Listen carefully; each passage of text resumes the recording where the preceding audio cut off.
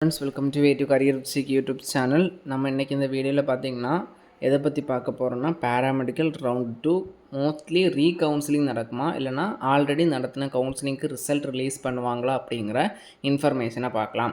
நம்மளுடைய medical selection committee சொல்கிற அப்டேட்ஸை வச்சு மேக்ஸிமம் பார்த்திங்கன்னா ரீகவுன்சிலிங் தான் நடக்கும். 90% ரீகவுன்சிலிங் நடக்கிறதுக்கான சான்சஸ் தான் இருக்குது.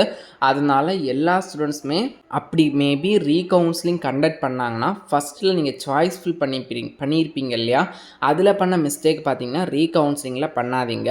அடுத்து சாய்ஸ் ஃபில்லிங் பண்ண லிஸ்ட் ஆல்ரெடி நீங்கள் டவுன்லோட் பண்ணி வச்சுருப்பீங்க. அதே கூட உங்களுக்கு ஓகே அப்படின்னா அதே ஆர்டரில் பார்த்தீங்கன்னா திரும்பவும் சாய்ஸ் ஃபில்லிங் பண்ணிக்கலாம். அதில் எந்த மாறுபாடும் கிடையாது.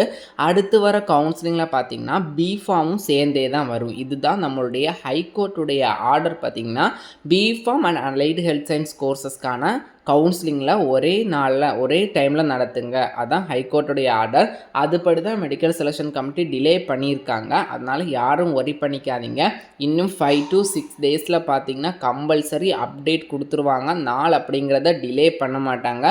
ஆல்ரெடி ஒவ்வொரு கோர்ஸ்க்காக போன பாஸ்ட் இயர்க்கான எக்ஸாம்ஸ் முடிய போகுது. அதனால் உங்களுக்கு கம்பல்சரி கிளாஸை ஸ்டார்ட் பண்ணி ஆகணும். அதனால் மெடிக்கல் செலெக்ஷன் கமிட்டி டிலே பண்ண மாட்டாங்க. எல்லாருமே பாசிட்டிவ் திங்ஸோடு இருங்க. எல்லாருமே ஒரு நம்பிக்கையோடு இருங்க. எது வந்தாலும் ஃபேஸ் பண்ணலாம் அப்படிங்கிற ஒரு துணிச்சலோடு இருங்க. ஒன்று பார்த்தீங்கன்னா ரிசல்ட் ரிலீஸ் பண்ணுவாங்க. 90% சான்ஸ் எதுக்கு இருக்குன்னா ரீகவுன்சிலிங் நடத்துறதுக்கு. என்னை பொறுத்த வரைக்கும் ரீகவுன்சிலிங் தான் பெட்டரான ஆப்ஷனாக இருக்கும். ஏன்னா திரும்ப கவுன்சிலிங் நடத்தாமல் அந்த பிஃபார்முக்கு வெயிட் பண்ணுற ஸ்டூடெண்ட்ஸ் இதில் சாய்ஸ் ஃபில் பண்ணி அவங்களுக்கு இதுலேயும் சீட் அலாட் ஆகி அவங்க அதுலேயும் போய் சாய்ஸ் ஃபில் பண்ணி நிறைய ஸ்டூடெண்ட்ஸோட சீட் அப்படிங்கிறது போகிறதுக்கான சான்சஸ் இருக்குது. இது ஒரேடியாக 18,000 சீட்டுக்கும் கவுன்சிலிங் நடக்கும்போது பார்த்திங்கன்னா நிறைய ஸ்டூடெண்ட்ஸ்க்கு சீட் அலாட் ஆகிறதுக்கான சான்சஸ் இருக்குது. அதனால் பார்த்தீங்கன்னா நீங்கள் ரொம்ப கவனமாக அப்படி ரீகவுன்சிலிங் கண்டக்ட் பண்ணாங்கன்னா சாய்ஸ் ஃபில் பண்ணுங்கள்.